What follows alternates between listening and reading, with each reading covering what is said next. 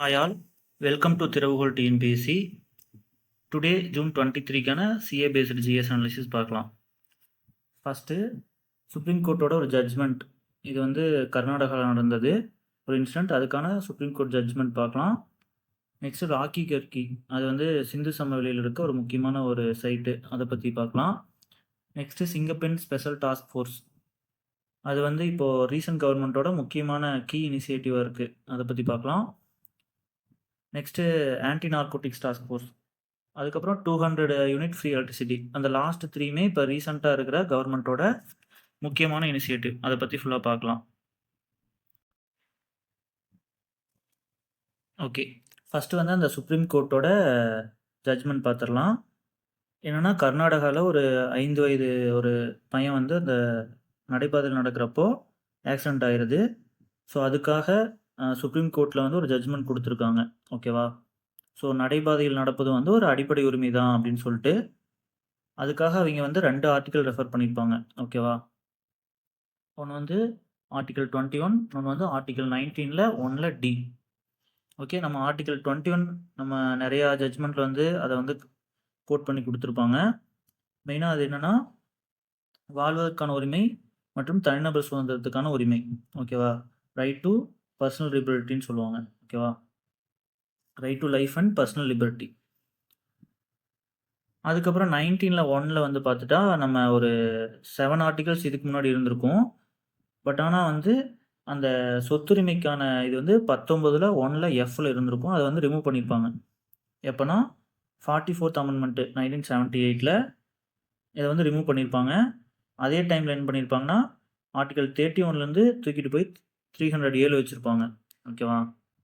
அது என்ன கான்செப்ட்னா 31ங்கிறது ஒரு ஃபண்டமெண்டல் ரைட்ஸு, அதை தூக்கிட்டு போய் 307 வச்சா அது வந்து லீகல் ரைட்ஸாக மாறிடும், ஓகேவா.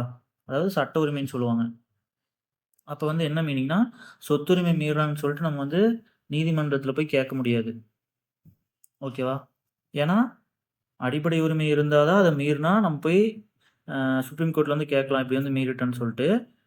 அதனால தான் என்ன பண்ணுறாங்க, அடிப்படை உரிமை தூக்கிட்டு போய் சட்டப்பூர்வ உரிமையாக மாற்றிடுறாங்க, ஓகேவா. ஸோ அது சார்ந்து நீங்கள் வந்து மெயினாக தெரிஞ்சுக்க வேண்டியது ஆர்டிகல் 32க்கும் 226க்கும் என்ன வித்தியாசம்னு தெரிஞ்சுக்கணும், ஓகேவா. ஸோ 32 படி என்னென்னா நம்ம வந்து ஃபண்டமெண்டல் ரைட்ஸை மீறுறப்போ நம்ம வந்து சுப்ரீம் கோர்ட்டை வந்து இது பண்ணி நம்ம வந்து தீர்வு வந்து சொல்யூஷன் வந்து பெற முடியும். அது வந்து அந்த ஒரு 5 வகையான ரிட் வந்து இருக்கும், ஓகேவா. ஸோ அதை யூஸ் பண்ணி நம்ம வந்து சுப்ரீம் கோர்ட்டை வந்து இது பண்ணிக்கலாம். அதே வந்து ஆர்டிகல் 226 எதுக்குன்னா ஹைகோர்ட்டுக்கு, ஓகேவா. இதே மாதிரி ஃபண்டமெண்டல் ரைட்ஸ் இது பண்ணால் நம்ம ஹைகோர்ட்டை வந்து போய் நாடலாம். ஆனால் இதில் ஒரு ப்ளஸ் என்னென்னா ஆர்டிகல் 32 படி ஃபண்டமெண்டல் ரைட்ஸை மீறினா மட்டும்தான் நம்ம சுப்ரீம் கோர்ட்டை போய் இது பண்ண முடியும்.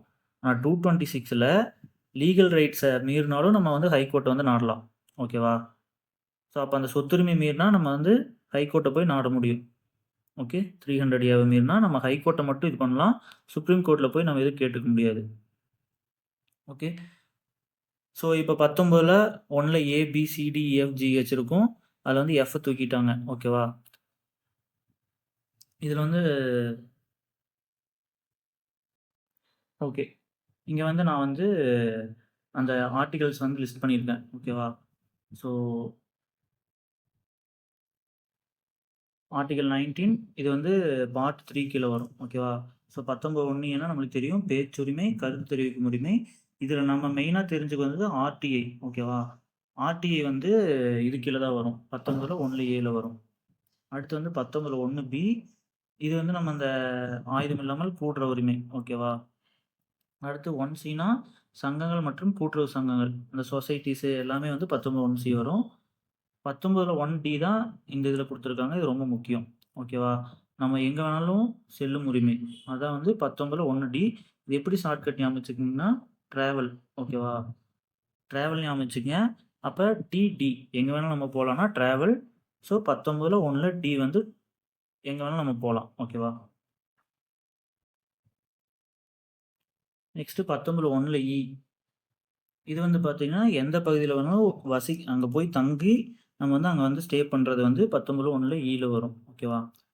அடுத்து வந்து எஃப் தான் நம்ம ஆல்ரெடி பார்த்தோம், அது வந்து 44th அமெண்ட்மெண்ட் 1978 வந்து ரிமூவ் பண்ணிட்டாங்க. ஓகேவா? ஸோ அதாவது சட்ட உரிமைக்கு மாத்திருக்காங்க. அந்த 31 தூக்கிட்டு போய் 300 ஏக்கு வச்சிருப்பேன்னு பார்த்தோம். ஓகேவா? ஸோ 19(1)ல ஜீனா என்னன்னா, எங்க வேணாலும் நம்ம போய் தொழில் தொடங்குறது, வர்த்தகம் அமைக்கிறது, பிசினஸ் ஸ்டார்ட் பண்றது இந்த மாரி வரும். ஸோ இது சார்ந்த ஒண்ணு எக்ஸ்ட்ரா என்ன கேட்பாங்கன்னா, ஆன்லைன் கேமிங் வந்து எந்த இதுல வரும்னு கேட்டா 19(1)ல ஜி. ஓகேவா? ஸோ ஆர்டிஐனா 19(1)ல ஏ, ஆன்லைன் கேமிங்னா 19(1)ல ஜி. இது எப்படி ஞாபகம் வச்சுக்கலாம்னா, ஜினா கேமு, அப்ப கேம்னா தொழிலு. கேமும் ஒரு வகையான தொழில் தான். ஓகேவா? நெக்ஸ்ட் வந்து இந்த ராக்கி கற்கில எக்ஸவேஷன். இது நம்ம மெயினா என்ன தெரிஞ்சுக்கலாம்னா, ஹிஸ்ட்ரி சார்ந்து ராக்கி கற்கி வந்து ஹரியானால இருக்கு. ஓகேவா? அந்த லொகேஷன் ரொம்ப முக்கியம். அதுக்கடுத்து ரீசென்ட்டா ஒரு சேஞ்ச் பண்ணாங்க. ஓகேவா? நம்ம நார்மலா ஹிஸ்ட்ரில படிச்சு வந்து ஒரு சில புக்ஸ்ல என்ன இருக்குன்னா, மொஹஞ்சதாரோ தான் பிக்கெஸ்ட் சைட்ன்னு இருக்கும். ஆனா, ரீசென்ட்டா வந்து அந்த எக்ஸவேஷன் வந்து எக்ஸ்பேண்ட் ஆகுறப்ப என்னன்னா, ராக்கி கற்கி தான் பெரிய சைட்டா வந்து இருக்கு. ஸோ ஆப்ஷன பொறுத்து போட்டுக்கங்க. ஓகேவா? 2 தனித்தனியா குடுத்தா பிரச்சனை இல்ல. 2ம் ஒண்ணா இருக்கிறப்போ, மோஸ்ட்லி ஹரியானா வந்து ஆன்ஸரா இருக்கலாம். அதாவது ஹரியானால இருக்கிற ராக்கி கர்கி. அடுத்து வந்து ரீசென்ட் கவர்ன்மென்ட்டோட இனிஷியேட்டிவ். ஃபர்ஸ்ட்டா வந்து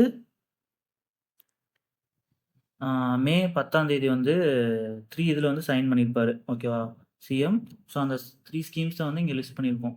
ஒண்ணு வந்து சிங்கப்பென் ஸ்பெஷல் ஃபோர்ஸு, இன்னொன்னு வந்து ஆன்டி நார்கோட்டிக்ஸ் டாஸ்க் ஃபோர்ஸு, இன்னொன்னு வந்து 100 யூனிட் ஃப்ரீ எலக்ட்ரிசிட்டி. ஓகேவா?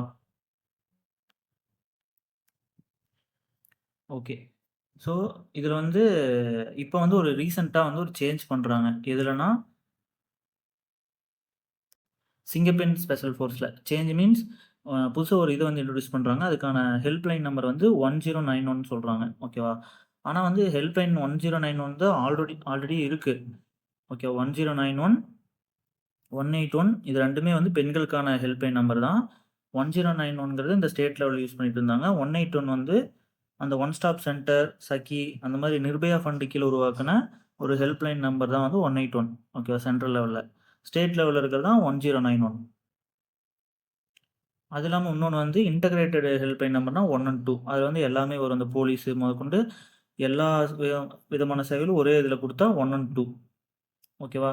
ஸோ இதுதான் வந்து இப்ப ரீசென்ட்டா நியூஸ்ல வந்திருக்கு. அடுத்து வந்து ஆன்டி நார்கோட்டிக் டாஸ்க் ஃபோர்ஸ்னா, அதுல வந்து மொத்தம் ஒரு 65 யூனிட்ஸ் இப்போதைக்கு கிரியேட் பண்ண போறாங்க. ஓகேவா? டிஸ்ட்ரிக்ட் லெவல்ல 37 மீதி வந்து அந்த சிட்டீஸ்ல வந்து உருவாக்க போறாங்க. இது வந்து அந்த போதைப் பொருள வந்து தடுக்கிறது தான் அதனோட மெயின் எய்மு. அடுத்து வந்து இந்த ஃப்ரீ எலக்ட்ரிசிட்டி. இதுக்கு முன்னாடி எப்படி இருந்துச்சுன்னா, 500 யூனிட்டுக்கு கீழ இது பண்ணா 100 யூனிட் ஃப்ரீன்னு இருந்துச்சு. இப்போ வந்து 200ஆ மாத்திருக்காங்க. அதுக்கப்புறம் மெயினா இப்ப ரீசென்ட்டா நம்ம யோசிச்சு பார்க்கணும்னா, அந்த பயிர்க்கடன் தள்ளுபடி வந்து அனௌன்ஸ் பண்ணியிருந்தாங்க. அது வந்து ஃபர்ஸ்ட்டு 50,000ஆ இருந்துச்சு. அதுக்கப்புறம் வந்து 75,000ஆ மாத்திருக்காங்க. அது கொஞ்சம் லைட்டா பார்த்துக்கங்க. அதே மாரி இன்னொன்னு வந்து லாஸ்ட் இந்த 1 வீக்குள்ள வந்து இந்த அர்பனுக்கான ஒரு டிரான்ஸ்ஃபர்மேஷன் மிஷன் ஒண்ணு கொண்டு வந்தாங்க. அது வந்து 2031க்குள்ள அந்த அர்பன வந்து டிரான்ஸ்ஃபார்ம் பண்ற மாரி ஒண்ணு சொல்லியிருந்தாங்க. அதுல கூட அந்த ரிவர், அந்த கூவம் ரிவர் இந்த மாரிலாம் வந்து இது பண்றது, ஸ்பான் சிட்டீஸ் உருவாக்குறது, அந்த டிரான்ஸ்போர்ட்ட ப்ராப்பரா பண்றது, அந்த மாரி ஒண்ணு வந்துருந்துச்சு. ஓகேவா? ஸோ அது எல்லாமே முக்கியம். ஓகே. ஸோ இவ்வளோதான்.